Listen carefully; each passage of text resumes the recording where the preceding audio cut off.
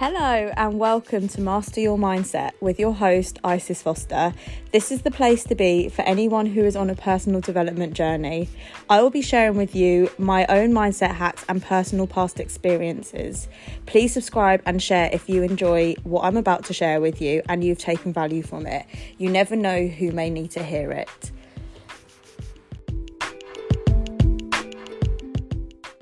I'm just so excited to be back here recording my latest episode because I don't know if many of you know, but for the last couple of weeks I've been super poorly and I've really had to take a step back from recording and using my brain just to let my body heal and recover.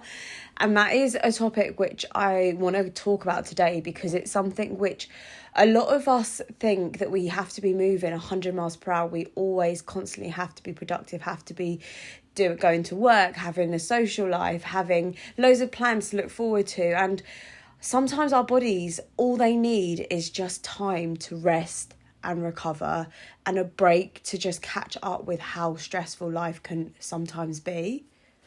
I know most people would have been through a period of their life where they have been super poorly or on some sort of medication or antibiotics. And I don't know about you, but I'm going to be completely real and open with you all right now. My brain feels so foggy and so misty. And this is just the reality of what happens after you are poorly for a certain amount of time. I literally laid in bed and did nothing for a good 10 days. And as a result of that, I need to relearn how to use my brain again. I actually got on a coaching call earlier on this week.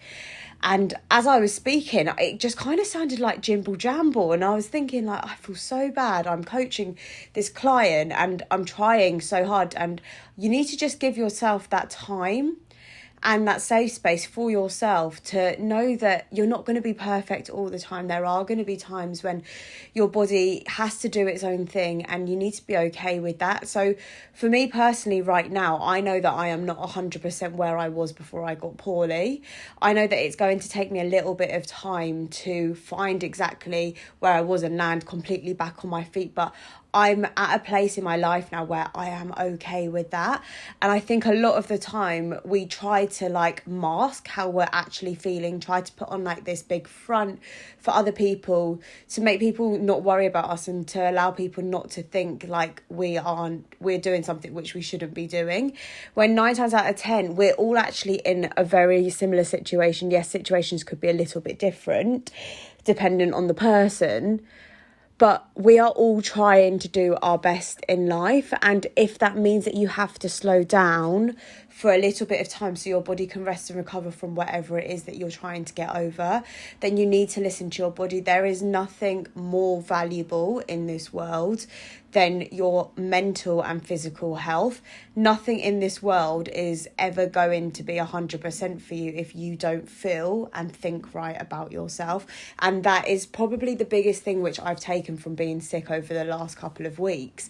It's you need to allow time and a safe place for your body to rest and recover, because without a good head on your shoulders and working organs and a functional body, absolutely nothing that you put your mind to will ever go right. So this is me being completely open and vulnerable with you guys and showing you that even if you are poorly or even if you're in a situation which you didn't imagine yourself being in, with the right care and the right people around you and the right mindset and the right head on your shoulders, you can get back to where you were before or even above where you were before. It's just going to take a little bit of time. And I think it's so easy now. I know I mentioned this in a lot of episodes with social media and everything being the norm these days, to look at someone's life, to look at what they're showcasing as their best parts of their life, and for you to take that as their whole life, when in reality that's just not true.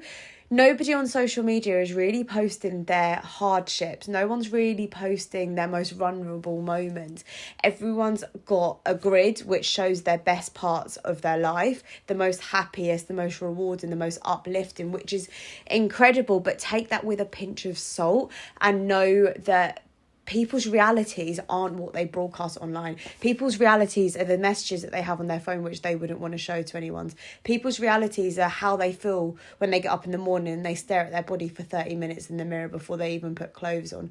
People's realities are the thoughts they have whilst they're brushing their teeth in the shower. Like, those are the realest parts of people's lives, and those parts are never shown on social media. So take that with a pinch of salt. This episode today was really for me just to have a chat with you guys and to allow myself to open up and show you that what you see on the outside isn't necessarily always what's happening inside a person.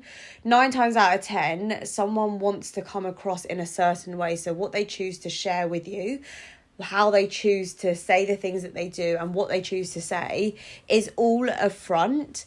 There will be a correlation to what they're saying and why they're saying it, but everybody has their own story, and I think that is one of the most beautiful elements that I get to see as a personal development coach, that everyone has a story behind them. Everyone is so different. I've worked with hundreds of different clients, all from different backgrounds, different upbringings, different cultures, different ages, different sexes, and it is incredible. And I almost have to pinch myself every day to that this is a job, like this is my job, and I'm able to help people grow and expand from whatever situation they never thought that they could, number one, be in, or number two, ever be able to get out of. It is the most rewarding role I can actually ever say, and it's something which I will feel like my work's never done, because there is always going to be someone else who needs my guidance and reassurance with whatever situation they're in. So this is just an episode today, really, to be completely open and vulnerable with you all, and to show you that whatever situation you are in right now isn't end game for you. You're not going to be sat in the same situation right now as you will be in a month's time, providing you're putting in the work and you've got a clear direction and you've got accountability for where you want to go. Literally, it sounds so cliche, but the world is absolutely your oyster. You could sit there today and say, in a year's time, I will be here.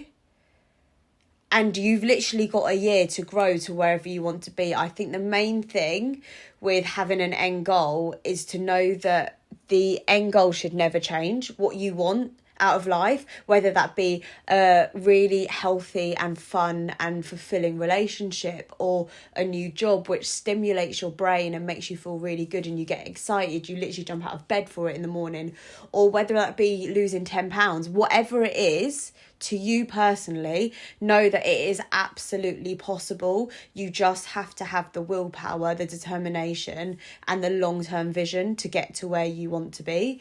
Because there are people out there who don't know where they want to be heading, but they're still showing up for themselves every single day. And there is a beautiful thing about doing that. Every single day we do the regimented things, don't we? We wake up in the morning, we brush our teeth, go to work, have lunch, maybe socialise a bit after work, go on our phone, scroll through Instagram and TikTok, listen to a podcast, get on the train, come home. And we do this every single day without even really thinking about it. But what if you just stopped for a second right now, even pause this podcast if you have to, and just think about, in a year's time, where do I actually want to be? If money wasn't an issue and you had the means to do whatever you wanted, you didn't need a qualification, what would you be doing in a year's time today? Because that is such a powerful question. And the moment you take ownership for where you want to be heading is the moment that everything around you begins to change. You don't need to know how you're going to get there. You just need to know where you're heading. And as soon as you put those actions into place, it's almost like the universe starts bringing you everything that you need to help you get to where you want to be. I knew that when I finished university, I wasn't going to be a teacher. I did a teaching degree, but I knew that I was very different to all my friends who are absolutely obsessed with teaching children. And that is incredible that there are some people that feel that way. But for me, I knew that I wanted to work with children on a more personal level. So I went down the route of nannying, and it was hand on heart. the best thing I could have ever done. Now, at the time, obviously doing a teaching degree, I was like, I need to become a teacher, otherwise this is such a waste of a degree.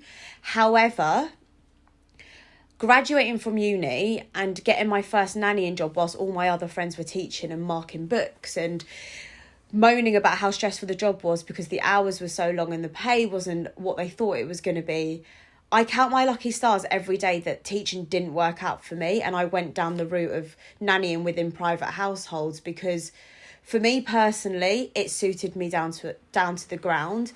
I'm not an admin girl by any means. I don't like to sit there and do reports. I like to be physical and be interactive with the children and be with them, not marking their books. So I firmly believe that anything that right now feels like it isn't working out for you in your life, what is going to be working out for you will be way greater than the situation you are currently in, even if you cannot see it right now.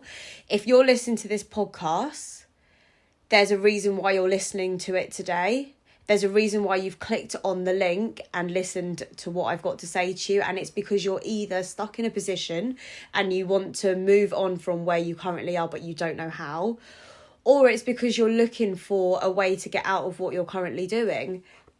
Are you distracted at work listening to this? Are you walking to work? Are you plugging in whilst you're driving to your friend's house? Whatever it is, there's a reason why you've been brought to this podcast, or this podcast has been brought to you. Either way, it's been attracted into your life, and that is literally how the world works. You will be served things as and when you need them. There will never be a time in your life where you're not given something you need. Even if in that moment you think, oh, life would be so much easier if I had this amount of money. Yes, it probably would, but there would be cons to having that a certain amount of money. Maybe you'd get it through a job of not being so happy, or maybe you would have had to sacrifice time with your kids in order to get that. Whatever it is, just know that the universe serves you exactly what you need at exactly the right moment in time. You are never too early, you're never too late. Everything is coming to you on time. So be at peace knowing that life is working out for you. Thank you for listening. If you've loved what I've shared with you today, please give me a tag on Instagram at IsisFoster1 and share it with those around you. You never know who may need to hear it. Don't forget to follow me on here so you never miss an episode. I hope you have a beautiful day.